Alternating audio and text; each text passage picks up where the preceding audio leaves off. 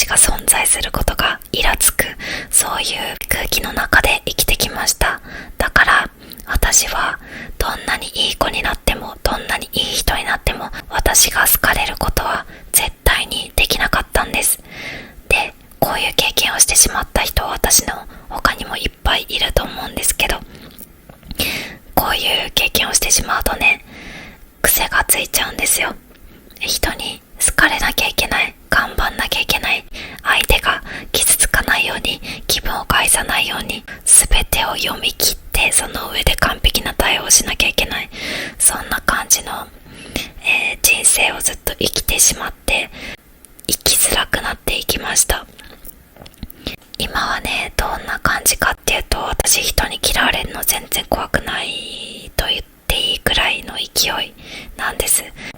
私めちゃくちゃ正直に言います。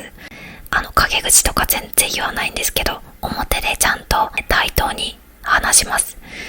で、割と年上だろうがなんだろうが、本当に間違ってる時は絶対同調しません。まあそんな感じで、今までは私は本当に人に振り回されて、人のご機嫌に振り回されて生きてきたタイプだったのが、自己中とかじゃなくて愛のある生き方っていうのを、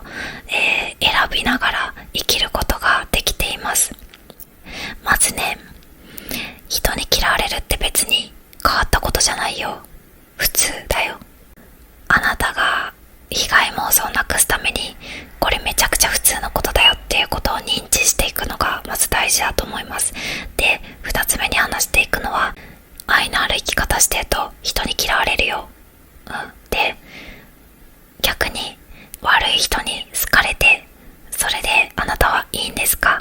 悪い人に加担して悪い人のご機嫌とって、それでいいんですかねっていう話をしていきます。要は、嫌われたくない嫌われたくないって言って人の言うことばっかり聞いて、人の言いなりになってて、それで悪いことまで手伝ってたらそれでいいんですかっていう話していきたいと思います。まず一つ目が、人に嫌われるの当然だよっていう話なんですけど、前に私が今まで話してきたことの中に劣等感の話をしてきました。劣等感がある人は人を否定するよ、いじめたりするよ、怒鳴ったりするよっていう話をしてきました。正直劣等感ない人はほぼいない。あって、その劣等感を外すことができる人がたまーに稀にいるだけっていう感じだと思います。なので劣等感を取り外すことできるんですけど、ほとんどの人は心との向き合い方を知らないので、そのまま劣等感ボンボンボンボン溜め込んだまま大人になってからも何年も何年もずっと同じ悪口とか言いながら劣等感ずーっと持っていく、こういう人多分見たことあると思います。そんな感じで劣等感まずみんな持ってる。で、劣等感持ってる人がどういう行動をするかって言ったら、自分の劣等感を刺激してくる人を嫌うんです。自分よりすごい人を嫌う、自分より下の人をバカにする、こういう行動が出てきます。だから他者否定で溢れてるこのネットの社会っていうのは、これが本当の姿なんですね。リアルで言えない人いても、ネットだとバーバーバーバーずっと言ってる人いますよね。そんな感じで、人の悪口を言えば言うほど、私から見てしまうと、この人劣等感すごいんだな、みんなのことが羨ましいんだな、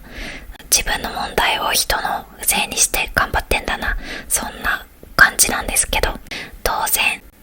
100人いて100人に好かれることは絶対無理っ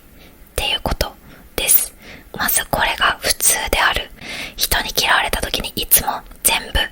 私が悪いのかな、私がイラつくからかな、私に悪いとこがあったのかな、そんな風に何もかも自分のせいにしてる人いると思います。私も昔そっちのパターンだったんですけど、じゃなくて、あなた問題ないのに嫌われますよ。それはあなたの責任じゃなくて、嫌ってる側のご本人の問題なんで、それって私たちにはもうどうしようもない話なんですよ。だから全てを自分のせいにするのはやめてくださいね。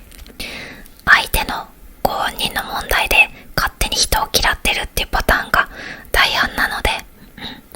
明らかにあなたがいじめまし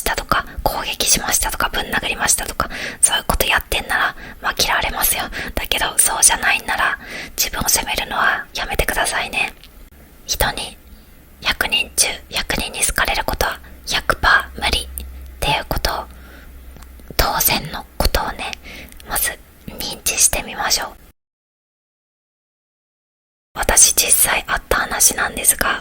もしあなたのクラスとかで、紙が回ってきて、今日あいつ無視しようかって書かれているとします。そういう紙が回ってきたらあなたはどうしますか？実際どういう結果になったかをお話ししますね。結局私のせいでいじめの空気が全然作れなくて、いじめになんないで